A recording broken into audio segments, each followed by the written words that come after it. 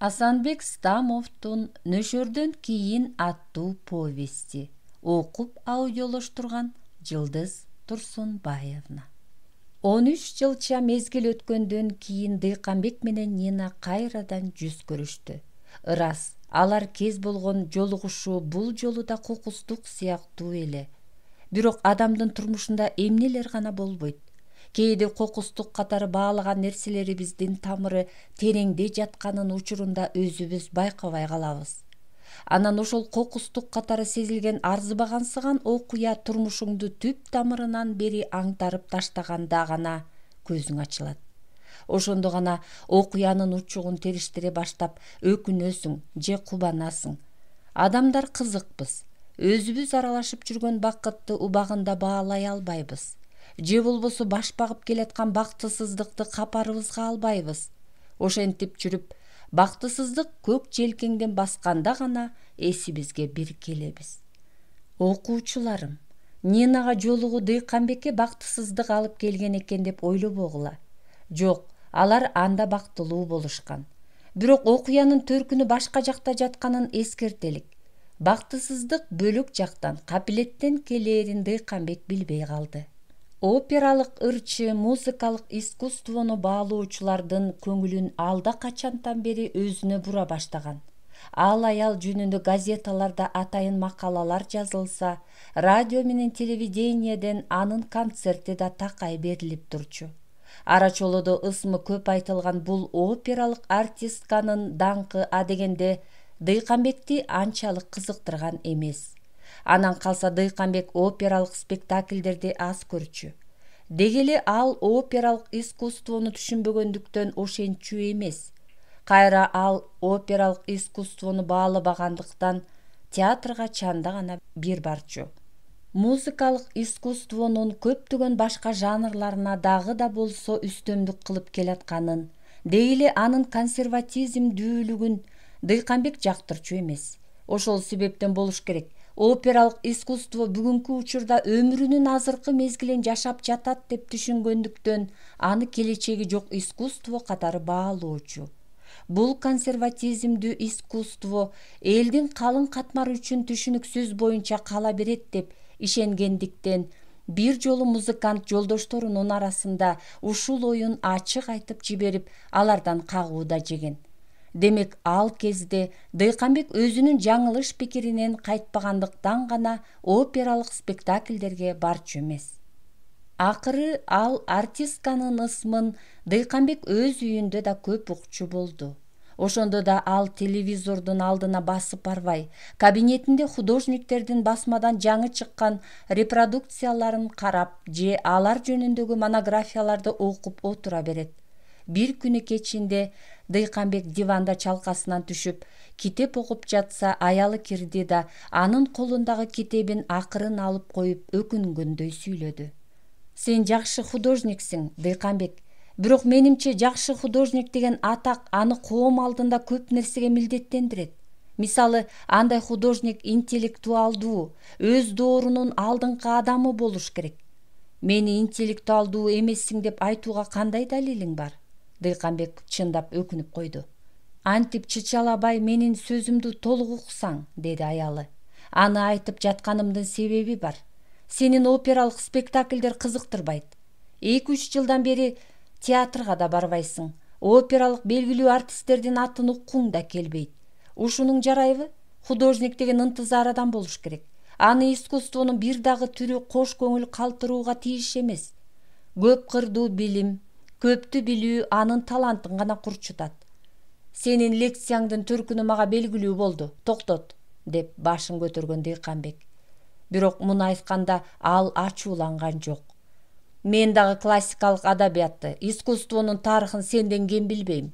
Ошондой эле музыкалык искусствонун табияты жөнүндө да кабардарбыз. Дегеле мен музыканы сүйгөн адаммын. Бирок операны угуу жана ага баа берүү бул принципиалдуу маселе. Ошондуктан хозяйка, мага сын тага турган жөнүң жок. Биякта жатып уктум. Телевизордон кыйкырып жатты. Дагы мага баягы Соколоваңды мактайын деп жатасыңбы? Соколова мактоого арзыйт. Үнүнө жараша ал сулуу, турпаты келишкен аял. Эмне деген грация. Аиданы мен мурда далай жолу уккам. Бирок Соколованын амнериси эси көөнүңдөн кетпейт. Үнүнө жараша ал сонун артистка. Мындай төп келишүү опералык ырчыларда чанда учурайт. Мисалы, үнү сонун деген опералык ырчы кээде адамды өзүнө тартпайт. Анын сырткы сыпаты тоң. Соколова андай эмес. Ал ырдаганда баары төп келишип, ичиң элжиреп кетет. Анын келечеги кең. Азыр Кармендин партиясын аткарып жатканда тим эле келишип калды. Обон анын көөдөнүнөн чыгып жатты. Сахнада турганы, ал эмес элге таазим кылганычы. Ар бир кыймылы иштелип чыккан. Шумдугун кургур, тим эле адамды сыйкырлап алат. Дыйканбек күлдү. Кудайга тобо, сен Соколовага ашык болуп калгансың го. Анын эркек болуп калбаганына шүгүрчүлүк. Калемкаш кебелген жок. Ырас эле мен ага көптөн бери ашыкмын. Соколова ашык болууга арзый турган артистка. Анын сүйүүсүнө арзыган эркекти мен куттуктайт элем.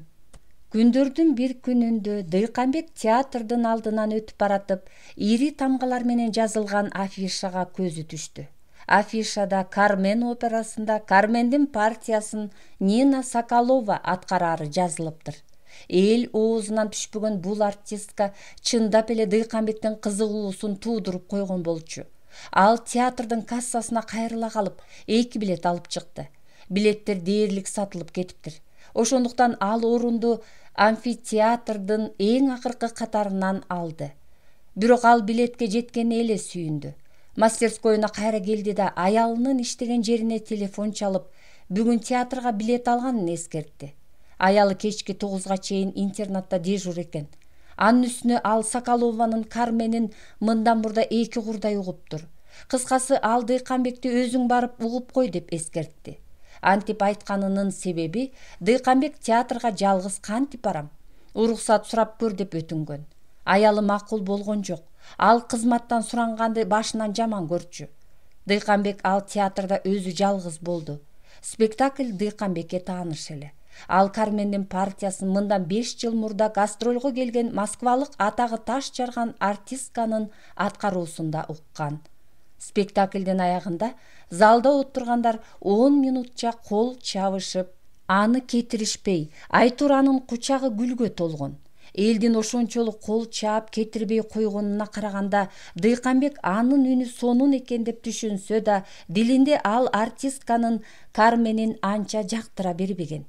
Өзгөчө Дыйканбекке артистканын кийип чыккан көйнөгү жаккан эмес.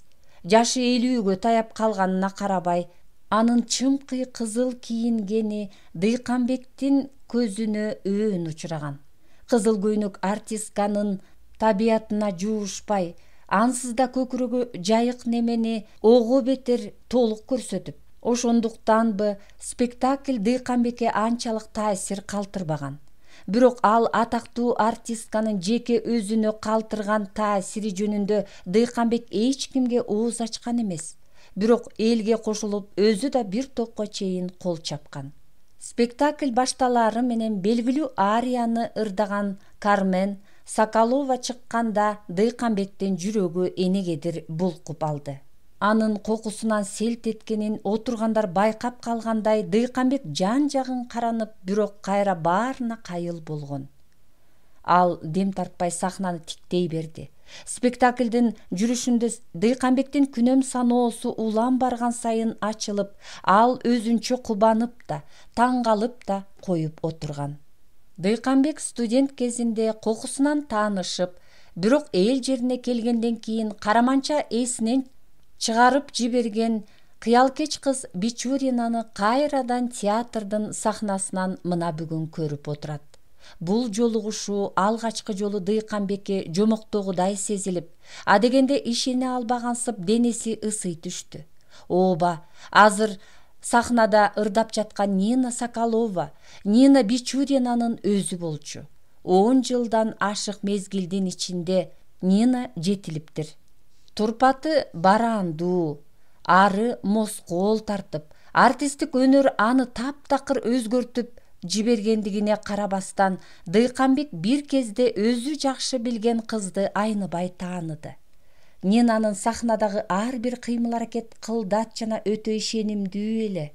бактагы конуп турган куш үчүн дароо учуп кетиш канчалык жеңил, табигый сыяктанса, Нина үчүн да сахнада роль аткаруу ошончолук табигый көрүнүш болчу. Опералык искусствону дитинде жерип жүргөнүнө карабастан, Дыйканбек ушул саам спектакльди көрүп отуруп, ага берилип жана ишенип кетти. Мына ушул жерден ал көптөн бери жүрөгүнө үйгөн бир суроосуна капилеттен жооп таап, театрда отуруу Дыйканбек үчүн көңүлдүү боло баштады. Искусствонун түрлөрү көп жана ар биринин өзүнчө сырлары да бар. Ошого карабастан баары тең бир гана принципке баш ийет тура. Эгерде кудурети күчтүү искусство өзү менен бетме бет келген адамды толук ишендирсе, аны толкута алса, анда ал коом алдындагы ыйык милдетин аткарган болот. Ушул жыйынтыкка келген Дыйканбек ишендирүү деп өзүнчө кобурап жатты. Ошол спектакльден кийин Нина Дыйканбектин көңүлүн акырындап ээлей, анан анын кыялына толук сиңип кеткенсиген. Андан ары Дыйканбек Нина катышкан спектакльдердин бирин да калтырчу эмес. Бирок ал Нинага ашык болуп калган жок. Дыйканбек ал кезде бул ыйык, сыйкырдуу сезимдин тузагына тез илинчү курактан алда качан өтүп кеттим деп ойлоп жүргөн. Ырас, сулуулук, кооздук, жаш кары дебей баарынын көңүлүн өзүнө буруп суктанта берет. Бирок суктануунун ары жагында адамдын напсисине тыюу салып турчу бир табигый күч болот. Аны абийир сактоо дейт.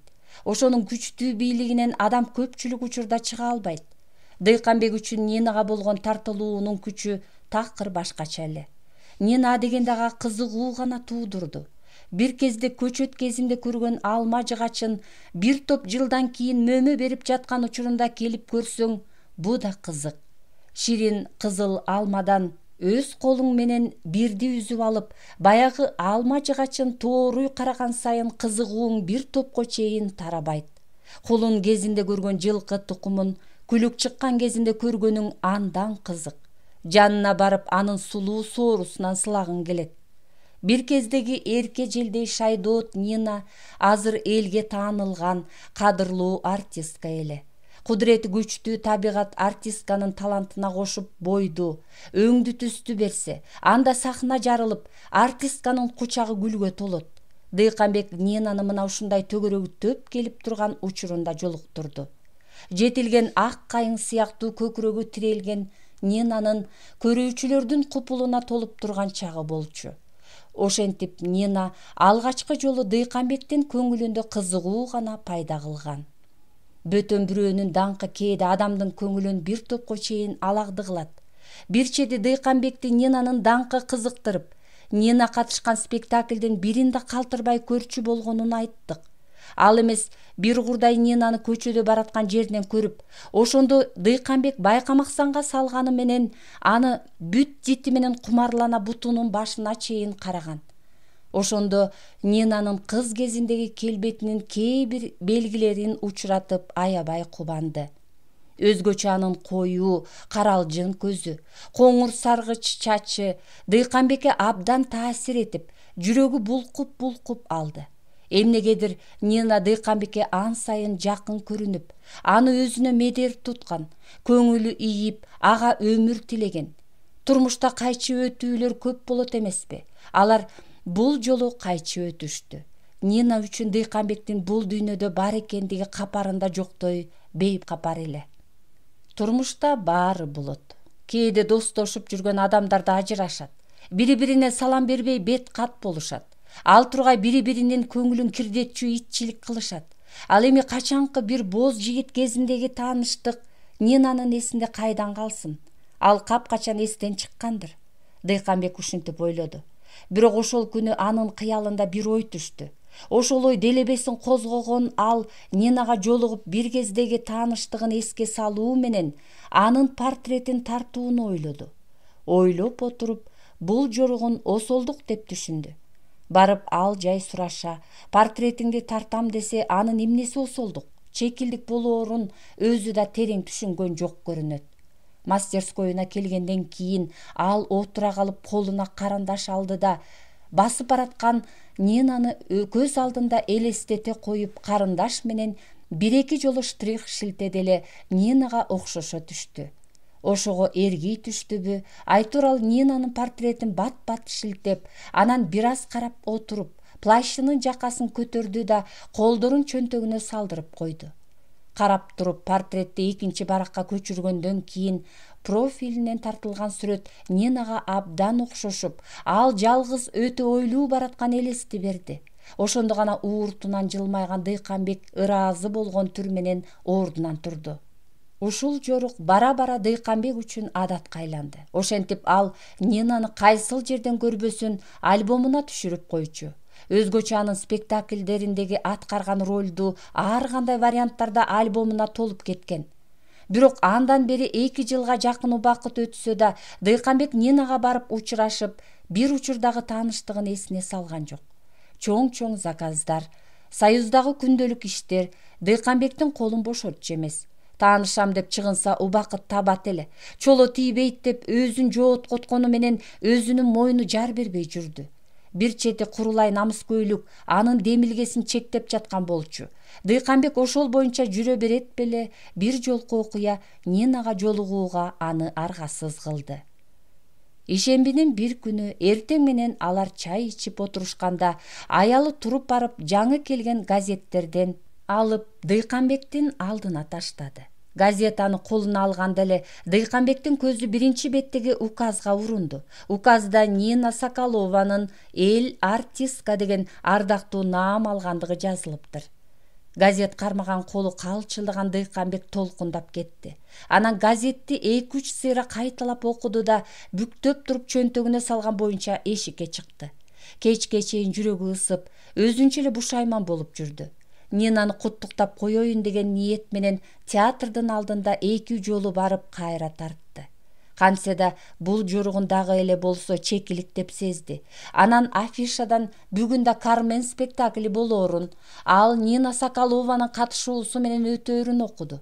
Дыйканбек дароо кассага барып билет алды да аялына телефон чалды. Азыр дагы баягы Нинанын биринчи спектаклине баргандагыдай Дыйканбектин аялы кечки дежурстводо болоорун айтып, «Деги сен ал спектаклде канчанчы жолу көрүшүң?» деди. Аялынын күлө сүйлөгөн суроосуна Дыйканбек актангандай, «Бүгүн абдан зеригип турам. Спектаклдин биринчи бөлүмүн уккандан кийин эле жүрө берем», деди. Аялы камыраган жок. «Анча болду, аягына чейин эле чыда. Өзгөчө мага Кармендин финалы жагат». Анан кайра эскертти. «Баса бүгүн Нина үчүн өзгөчө күн. Ал деген республиканын эл артисткасы». «Билем», деди Дыйканбек. Бирок ал камырабай, үнүн кош көңүл чыгарууга аракеттенди. Спектакль зор ийгилик менен өттү. Дүркүрөтө кол чапкандар Нинаны бир топко чейин сахнадан кетиришкен жок. Сахнага гүл алып чыккандар биринен сала бири Нинанын колун кысып, айрым бир шылуундары анын бетинен өбүүгө үлгүрүп жатышты. Бул жолу да Дыйканбек гана сахнанын артына чыга алган жок. Бир чети өзүнүн ал жоругун чекилик деп жооткотсо да жүрөгү дааган жок. Боз жигиттерче өзүн жеңил баа кылгысы келбей тартынды. Мастерскойуна келгенден кийин шкафынан оозу ачылбаган коньяк сууруп чыкты да бир рюмка куюп жутту. Дагы бир аз туруп экинчи стаканды куюп ичти. Бүгүн өмүрүндө биринчи жолу Дыйканбек өзү жалгыз отуруп шарап ичти. Ал башынан эле жалгыздап шарап ичкенди жек көрчү. Ошол эрежесин бүгүн бузуп отурат. Ачуу коньяк денесине тарап, бүткөн бою бир аз жибиген, көңүлү көтөрүлгөн Дыйканбек кыялына бир нерсе кылт эткендей жымың этип, справочниктен Нинанын үйүнүн телефонун тапты да трубканы колуна алды. «Алло?» деген Нинанын коңур, жумшак үнү чыкты. Эмне кылсам дегендей Дыйканбек бир аз тыным алып турду да анан чечкиндүүлүк менен, «Нина Викторовна, саламатсызбы?» деди. Аты жөнүн так айтып ишенимдүү салам берген бул тааныш эмес үнгө ал токтолбой жооп берди. «Саламатчылык? Бул ким? Сиз кимсиз?» «Нина Викторовна, чочубаңыз. Мен сизди урматтуу сыйлыгыңыз менен куттуктап коеюн деп чалып калдым. Мен дагы азыр эле сиз катышкан спектакльде болуп келдим. Бирок гриморнуңузга баш баккандан айбыктым. Сыйлыгыңыз кут болсун, Нина». Сүйлөшүп жаткан чоочун киши эми телефондун трубкасын таштап жиберчүдөй Нина шашып калды. Куттуктаганыңызга ыраазымын. Бай болгур деги өзүңүз ким болосуз? Аты жөнүңүздү айтууга болбойбу? Дыйканбек күлдү. Нина. Бул жолу Дыйканбек өтө жай, бирок ишенимдүү сүйлөдү. Бул менмин. Эсиңде калды бекен? Мүмкүн унуткандырсың. Бир кезде сенин келечегиңди алдын ала айткан бир цыган таанышың бар болчу. Ошол менмин. Эми тааныдыңбы? Трубкадан Нинанын катуу дем алганы угулуп турду. Анын толкундай түшкөнүн Дыйканбек сезди. Нина ошол боюнча дагы бир аз тынып туруп, "Тааныдым", деди акырын. Үнү өтө ишенимдүү чыкты. Ичкери жактан бирөөлөрдүн сүйлөгөнү угулуп, экөө тең трубкага дем алып дымып турушту. Атымды унутуп калса керек, деп ой жоруду Дыйканбек. Ары жактан "Нина, күтүп калдык" деген эркектин жоон үнү угулду. "Мүмкүн эридир", деп койду Дыйканбек. Нина каргылданган үнү менен кайрадан чарчаңкы сүйлөдү. "Дыйканбек, рахмат сага". Анан дагы бир тыным туруп таарынып койду. "Эмне үчүн ушул кезге чейин бир келип жолукканга жараган жоксуң? Сенин персоналдуу көргөзмөңдө мен болдум. Өзүм атайын барып жарым күн жүрүп көрдүм. Чакырат экен десем чакырган жоксуң. Өзүм бардым. Атайы бардым. Цыган". Нина жашып кеттиби? Ал ыйлагансып жатты көрүнөт. "Эсинен чыкпаптырмын", деп ойлоду толкунданган Дыйканбек. Кандайдыр өзү да бошоп, көкүрөгү жибип кетти. "Нина, рахмат. Мени эсиңден чыгарып койдуңбу деп ойлогом. Рахмат". Ошол кезде Нина трубканы оозуна абдан жакын алып келип өтүнгөндөй ары жумшак үн чыкты. "Дыйканбек, сени кантип эстен чыгарайын? Сен ар дайым эсимде жүрдүң. Андан көрө качан жолугушабыз? Сүйлөшсөк болбойбу? Биздин сүйлөшө турган сөзүбүз бүтпөгөн чыгар". "Эми сөзсүз жолугушабыз, Нина. Баса күйөөң кайда иштейт?" "Күйөөң барбы?" деп суроого Дыйканбектин оозу барбай турганын түшүнгөн Нина кесе жооп берди. "Күйөөм жок, Дыйканбек. Биз ажырашып кеткенбиз. Чочубай эле кой. Андан көрө келбейсиңерби азыр? Мени куттуктап келишиптир. Келгин, Дыйканбек, чогуу болобуз", деди. Дыйканбек ойлоно калып кесе айтты. "Нина, башка учурда жолугалык. Азыр болсо силерге жолтоо болбоюн. Макулбу? Сенин сыйлыгыңды биз өзгөчө белгилейбиз". Алар кийинчерээк көп жолу кездешип, көп жолу сүйлөшүштү. Бара-бара алар кездешпей калышса куса болушуп, кандайдыр бир түпөйлүү сезимден улам Дыйканбек кадимкидей коңултактап зеригип калчу. Экөөнүн жолугушуусуна эч ким жолтоо болбогондуктан алар каалаган учурларында кездеше калып жүрүштү. Дыйканбек Нинанын портретин тартуу менен алек болуп, мастерскоюна аны ээрчитип келип бир нече жолу сеанс жасап, ал эмес анын театрдагы гриморныйында да болгон. Бирок Нинанын портретин алда качан тартып бүткөндүгүнө карабастан эмнегедир көргөзмөгө койгон жок. Ал гана тургай портретти жоро жолдошторунун эч кимиси көрө электигин эскерттик. Портреттин бүткөнүн Нинанын өзү да сезип жүргөн. Портретти эргүү менен кыйналбай, оп-оңой тартып койгону үчүн Дыйканбек бир чети жүрөкзаада болду. Жеңил иштелген эмгектин бир кемчилиги болбой койбойт деп түшүнгөндүктөн аны эч кимге көрсөтө элек болсо, экинчиден Дыйканбек аны бирөөлөргө көргөзгөндөн кызганып кетчү. Бирок жалгыз отуруп алып канчалык тиктеп, портреттин бир кемчилдигин тапкысы келсе да, мраморго таасын чегилген скульптура сыяктуу портреттин эч бир жеринде кошумча боек сүртө алчу эмес. Атыркүл бир жолу телефон аркылуу портрет жөнүндө сурап, Дыйканбекти тамашалай баштаган. Ошондо Дыйканбек чычалап барып, анан сабыр кыла чыны менен актанганын койду. "Акиш, ишенип кой. Ал портрет менин али бүтпөгөн, купулума толбогон ишим. Анан сенден өтүнөрүм, экинчи жолу жанагынтип тамаша кылбай жүр. Нина экөөбүздүн ортобузда арам ойлой турган мамиле жок. Биздин мамилебиз жөнөкөй гана жолдошчулук", деди чын ниетинен. Ошондо Атыркүл чалкалай түшүп каткырган. "Ай берекем, ал жообуң менен алдай албайсың. Эркек менен аялдын ортосунда жолдошчулук акыры эмне менен бүтөөрүн билесиңби? Эркек аялдын досчулугу ойношчулук менен бүтөт. Экинчи жолу башкаларга антип айтчу болбо. Атаны түгөт алгыр десе", деди Дыйканбек. Дыйканбек бүгүн үйүнө күүгүм талаш келди. Курсагы абдан ачканын азыр гана сезип, эмне кылсам? чечинбей туруп ресторандан тамактанып келсемби деп ойлоду да кайра ал оюнан баш тартты. Ресторанда кокоюп жалгыз отурганда эриөөн көрдү. Тааныштар көрсө эмне деп сөз чыгарарын ким билсин деп ал кухняга өтүп холодильникти ачты эле кагазга урулган бир чоң кесим сыр, ачылбаган бир банка икраны көрүп жаш балача сүйүндү. Костюмун чечип стулдун кырына илди да газга чай куйгондон кийин икраны ачып, катып калган нанга калыңыраак кылып сүйкөдү. Икранын жытынан уламбы анын обору ачылып кетти. Икра сүйкөлгөн нандан бир чоң тиштеп алып, мындай жакшы тамак менен 100 грамм коньяк ичсе жаман болбос деген кыязда буфеттен бир шише коньяк сууруп чыкты. Ушул кезде телефон шыңгырады. Бирок Дыйканбек телефонду көздөй басып барган жок. Коньяктан куюп ичип, икра сыйып алган нанды кичинеден кетип жей. Бүгүнкү президиумдун заседаниесиндеги сүйлөнгөн сөздөрдү эсине салып, кайрадан көңүлү чөктү. Туура эмес кылдым. Эл нааразы болуп калды, деп өзүн жемелей баштады. Бир туруп мейли, бир туруп эле болду дегендей кол шилтеп койду да, буу бүркүп шарактап кайнап чыккан чайнектин газын өчүрүп, кургак чай издөө менен алек боло, ою кайрадан эле барып бүгүнкү президиумга урунду. Туура эмес кылдым. Көпчүлүктүн ою менен эсептешиш керек болчу, деп селейип туруп калды. Телефон кайрадан шыңгыраганда гана эсине келгендей чай демдөөгө киришти.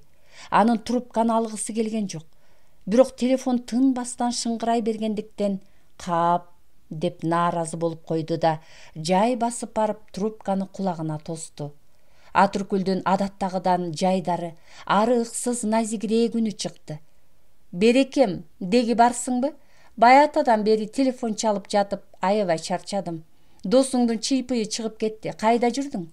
Азыр эле келдим, деди Дыйканбек. Анан көңүлкөш үнүнөн улам Атыркүл чоочугандай сурады. Берекем, эмне маанайың пас? Ишиң оңунан чыкпай калган го. Иш ойдогудай, баары ойдогудай болду. Андан көрө арыгындын колун кысып бетинен өөп кой. Балекеттен тезирээк кутулайынчы деген Дыйканбек чынын айтып телефондун трубкасын таштап жибергиси келип турган. Ошондо Атыркүл андан бетер каткырды. Ал бүксүгөн досуңду өөп коюш колдук иштечи. Элдин мурда сенин өзүңдү куттуктайм. Айтам да, Берекем, киришкен иштен чала чыкчу эмес эле деп. Эмесе тезинен биздин үйгө жетип кел. Досуң болсо эшикте баш куйкалап керчөө бышырып жатат.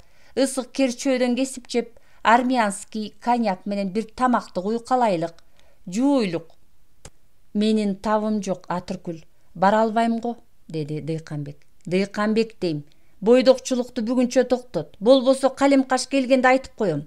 Анын үстүнө койду досуң атайы сен үчүн союп жатат. Экинчиден андай эле аялың сагынып калсаң, баягы менин ак билек подругам ушул жерде. Тамашаңды кой, деди Дыйканбек. Мен ар дайым чындыкты гана сүйлөгөн адаммын. Чоочуба, Дыйканбек. Азыр ал ак билек маржа бул жерде жок. Эшикте ичеги артып жатат. Андан көрө көп сөздү коюп тез жетип кел. Атыркүлдүн буйрук бере сүйлөгөнүнөн улам Дыйканбек барбай кое албасын түшүндү. Ошондуктан ал айласы кургандай унчукту. Атыркүл, анда мен дагы 1,5 сааттан кийин барайын. Силердин үйгө чейин азыраак жөө басам. Башым салмактанып турат. Башың ооруса тез эле кел. Ак билек маржа ушалай берет, деп кайткырды Атыркүл. Түгөңүр тим эле жылаңач төөнү такымга чапкандай шакылдайт дегенсиген Дыйканбек же күлөөрүн, же ачууланарын билбей, таза ак көйнөк которуп кийгенден кийин эшикке чыкты. Жолдо баратканда да бүгүнкү президиумда болгон сөздөр эсине түштү. Дыйканбек Союздун президиумун жаңы мүчө менен толуктоо маселесин секретариаттын эң акырына калтырган. Ал маселени көп созгусу келбегендиктен ток этер жеринен баштап, кана кандидатураңарды айткыла, деди. Отургандардын эч кимиси унчуккан жок. Сиздин оюңузду калык, чектегениңиз ким? Дегенчелик кылышып, алар Дыйканбекке карай беришти. Дыйканбек бүтүм чыгара ишенимдүү сүйлөдү. Бир талаш маселени чечээрде ал ар дайым үнүн ишенимдүү чыгарып, ордунан тура калмай адаты бар эле. Мунусу көп каршы болбогула. Мен өз оюмдан кайтпайм дегени болчу. Айрым жолдоштор менен акылдашып отуруп биз мындай бүтүмгө келдик, деди ал. бирок кимдер менен кеңешкенин айткан жок. Арабызда бир сырдуу жакшы художник бар. Биз ошону көптөн бери эске албай жүрөбүз. Бир кезде ал көргөзмөлөргө жакшы сүрөттөрү менен катышкан. Кийинчерээк эмнегедир пассивный болуп кетти. Чалкалмаков аргынды баарыңар жакшы билесиңер. Президиумга мүчө болууга ошол ылайык деп чечтик. Оюңарды айткыла. Колдойсуңарбы? Бир саамга Дүлөй жымжырттык өкүм сүрдү. Бул отургандар үчүн күтүлбөгөн кандидатура болуу керек. Эч кимиси сүйлөбөгөнү менен аргындын кандидатурасын кыялдарында талдап жаткан сыяктуу. Ушул маалда буурул чач художник гана акырын күңк этти. Биз аны билебиз деп айтсак да болот. Бирок эле билбейбиз деп айтсак да болот. Айтор ойлонуш керек экен. Ойлоно турган эмнеси бар? Өзү коммунист, партияга өткөнүнө көп жыл болду. Канадагы ким эмне дейт? Же макулсуңарбы? Дыйканбек бек-бек унчукту. Кыл муруту жылтырылдаган опол тоодой келбеттүү пейзажист ордунан козголду. Адатта ал президиумда сүйлөөрүндө дайыма ордунан калдайып тура калчу. Ал абдан жакшы художник болчу. Кесиптештери да аны сыйлашчу. Ал оюндагысын ачык, жашырбай сүйлөчү. Дыйканбектин өзү да аны кадырлай турган. Жолдоштор, деди курулдаган ал. Эгерде маселе чечилип калса, мен сөзүмдү кайра алам. Бирок оюмду айтууга милдеттүүмүн. Тас Калмаков, кечирип койгула. Чалкалмаков аргынды мен художник деп эсептебейм. Ал бир жан бакты. Кана айткылачы, анын кайсы эмгеги бар? Анын үстүнө териси тар, дымагы күчтүү неме. Сарт Калмаковдун, то есть Чалкалмаковдун, ал өзүнө жакпаган адамдын аты жөнүн калп алмаштырып сүйлөгөндү жакшы көрчү. Бул сапарда атайын ошентип жатты. Чалкалмаковдун көөдөнү чоң, Айтор алмага жакпайт. Муну мен анын көзүнчө эле айтам. Отургандар каткырып калышты. Дыйканбек ордунан туруп кабагын бүркөп койду. Анысы тынчтангыла дегени болчу. Барпы, ошентип да сүйлөйбү? Мага жагат, жакпайт дейсиң. Менимче натура сүйлөдүң. Сенин айткандарың бизди ишендирген жок. Бул жерде биз ар бир маселеге кылдат мамиле кылышыбыз керек. Унчукпай калдыңар. Колдойсуңарго? Деди Дыйканбек. Барпыдан кийин эч ким сүйлөгөн жок. Калгандары өзүң бил дегенчелик кылып унчукпай турганда, кырт-кырт жөтөлгөн сары мурут художник башын көтөрдү. Менимче, бул кандидатура бекеринен чыгып отурган жок, жолдоштор. Дыйканбек Абдиевич туура айтат. Кадрларды тарбиялоо, өстүрүү чоң маселе. Аргын биздин байкашыбызча принципиальный, честный адам. Ушул жерден Барпы акырын тил кайрып алды. Сапаке, деди сары мурут художникти күлмүңдөй карап. Акмак дагы өзүн ак ниетмин деп эсептейт. Ал өзүнүн жаман жоруктарын сезбегендиги үчүн акмак. Сиз колдоп калдыңыз, мен каршы эмесмин. Анда эмесе санга кошулсун. Мына мен кол көтөрөм, деди. Отургандар дагы күлүштү. Сары мурут художник сөзүн жаюулады. Барпы, сен жашсың. Ошол жаштыктанбы, кээде ооздугу жок тайдай элирип калмай жайың бар. Бирок токтолуш керек. Убакыт келди. Мына сөзүмдү да унутуп калдым. Айтор мен каршы эмесмин. Аргынды президиумга киргизиш керек. Ал отуруп жатып, адаттагыдай оозун баса кырт-кырт жөтөлүп башын ылдый салды. Сары мурут художниктин тыягынагынан кийин отургандардын эч кимиси аргын жөнүндө каршы сөз айта алган жок. Ошону менен секретариат бүттү да художниктер жылып-жылып чыгып кетишти. Алардын тоңдоосун кетиштерине караганда аргындын кандидатурасын көп жактырышпай, Дыйканбекке нааразы болуу туюлган. Кесиптештеринин түрүн эми көз алдына толук элестетип, Дыйканбек ого бетер сарсанааланып келатканда, Барпынын элдин артында жалгыз калып, Дыйканбекке айткан сөзү ого бетер аны ойлонууга аргасыз кылды. Кап, бекер кылдым көрүнөт, деп кандайдыр Дыйканбектин кооптонуусу күчөй берди. Далдайган Барпы Дыйканбектин алдына тура калып, жайдары көңүлү менен барк-барк эткен. Дыйканбек Абдиевич, жанагы жерден чеки сүйлөп койсом кечир. Менин ала чаап кетмей адатым бар эмеспи. Ушул мүнөзүмдү канча аракет кылсам да кое албайм. Атаң көрү десе. Бирок жанагы аргын деген немени бекер эле итче жетелеп жүрөсүз. Канча мактасаңыз да аныңыз жаман адам. Сиз болсо аны пайгамбардай эле колдой баштадыңыз. Ушуну менен сиз ал жөнүндө экинчи жолу жаңылдыңыз. Экинчи жаңылыштыгымды сезип турам. Бирок биринчиси кайсы? Барпы кебелген жок. Мен силерди капа кылайын деген ниеттен алысмын. Бирок эскертип коюу менин милдетим. Биринчи жаңылыштыгыңар баягы жылы анын абстракционисттик келжиректерин жактап чыкканыңызда болду.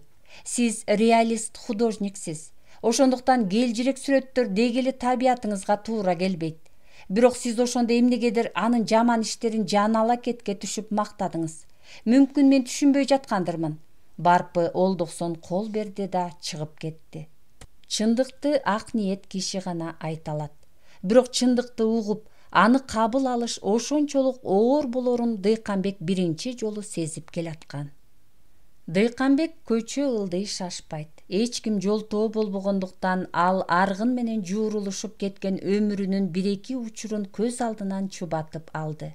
Андан бери 10 жылга жакын убакыт өтүптүр. 10 жыл ичинде Дыйканбек көп эмгектенди. Бирок ак эмгектенди.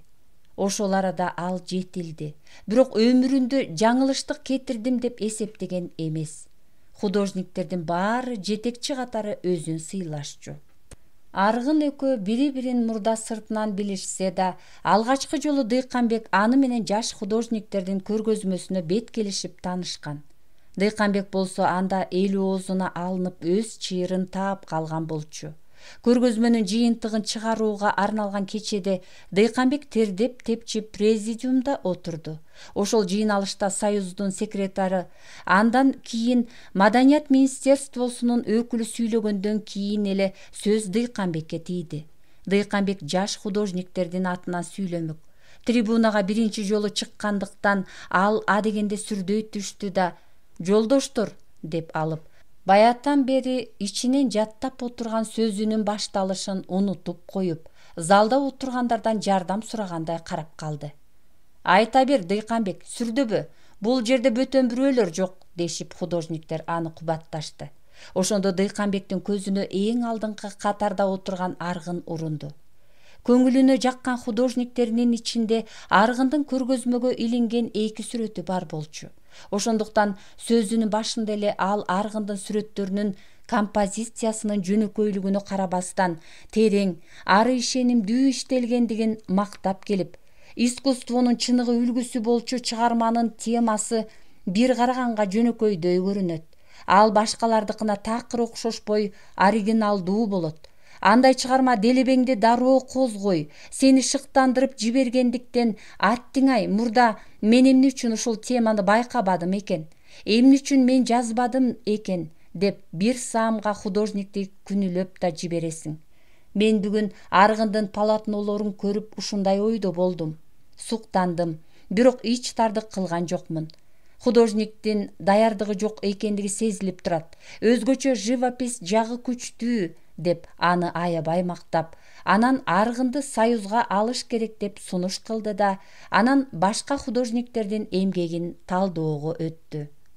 Анда Дыйканбектин элди ишендирээрлик чечендик менен сүйлөгөн баяндамасы отургандарга жаккан. Ошол көргөзмөдөн кийин тез эле Аргын Союзга мүчөлүккө өттү. Ал гана эмес, Дыйканбектин сөзүнүн баяндамасы газеталарга да басылып чыккан. Жыйындын артында Аргын басып келип, Дыйканбекти кучактай калып бетинен өптү. Ошол күнү экөө көпкө чейин маектешип жүрүшүп, ресторандан коньяк да ичишкен. Ортолорундагы курбулук, жакындашуу ошондо башталып, кийинчерээк экөө ынак болуп кетишти. Аргындын ошол көргөзмөгө коюлган 2 сүрөтү чыгынында эле эргүү менен жазылган болчу. Дыйканбек болсо анда Аргындын сүрөттөрүнүн жетишкендигин туура байкап, туура мактаган. Бир сүрөтүн Аргын Кер өзөн деп атаптыр. Чүй өрөөнүндө жаңыдан коңур күз келген маал экен. Саргыч так кең талаа. Талаанын баш жагы чокусун ак мөңгү чалган тоолор. Тоо этегинде дүргүп, ылдый көздөй түрүлүп келаткан койлор. Күн нуруна киринген мала тармал булуттар көк асман бетин чайыйт. Айтор ушунун баары ишенимдүү жазылгандыктан көргөн адамдын көңүлүн көтөрүп жиберип, Дыйканбек өзү туулуп өскөн жердин келбетине чын пейилинен суктанган, Аргындын ийгилигине чындап кубанган. Экинчи сүрөтү жаш зоотехник деп атаптыр. Мында да көк жонду көздөй атын ыкчам бастырып бараткан жаш жигиттин жүзү ажардуу, жигиттин алга умтулган тыкан келбетинде бир чоң максат бар сыяктанат. Көк жондон ары колот башындагы тигилген ак боз үйлөрдүн түндүгүнөн көк түтүн созолонсо, андан бери үйрүн чимирилте кууп бараткан айгырдын куйрук жалы желге төгүлөт. Бул сүрөттө жайлоонун бышып турган бир учурун тартыптыр. Алгачкы жолу дурус башталган кадамын аргын үйлөнгөндөн кийин бузуп алды. Ал изденген жок. Этюд тартып жан кыйноонун ордуна өлгөндөргө эстелик чегүү менен алек болуп, оңой акча табуунун кынуусун алып калган эле. Туура эмес жолдо баратканын аргын өзү да билип, ал качан кезектеги заказды чегип жатканда ушуну бүтсөм эле мындан ары эч кандай башка иш албайм, жетишет дечү. Бирок кызыл акчалар колуна тийгенинде алаканы ысый, ана сарайдын эшигин беките калып, колуна тийген акчаны кайра саноо менен алек боло берет. Жүрөгү дикилдейт. Кайрадан заказ алууну эңсейт да, баягы көп акчанын арасынан чоңураак кагаздардын үчөөнү сууруп алып, тамдын кычыктарына ката койчу. Күйөөсүнүн анысын айныбай билген Атыркүл баягы тутам кызыл акчаларды жай санап болуп, ага сурдана карайт. Кана, алып чык, 100 сом жетпейт. Кайда каттың? Омургологон катынынын сөзүнө жооп таппай айласы курган аргын жооткотот. Тамаша кылгам, ме ал. Деги сенден эч нерсе жашырууга болбойт. Машкеден кем эмессиң, каапыр. Эй, шүмшүк, дейт андан кебелбеген Атыркүл. Ашык акча жанында жүргөн эркек бузулат. Анда эркек сөзсүз ойнош күтөт. Мен деген бул акчаларды башыма урбайм, ойношума бербейм. Өзүңдүн эле керегиңе жаратам. Минтип бала чакалуу болуп калдык. Алардын келечегин ойлосоң боло. Чөнтөгүң кур жүрбөсүн деп 10 чакты сомду өзүм деле берем. Эркек кишинин жанында 30 сом жүрбөсө болобу? Баса, бойдок кездеги адатыңды токтот. Оңолтайдай шуркуяларга барганыңдын шек сыбасын билсем, анда эмне эле кыласың?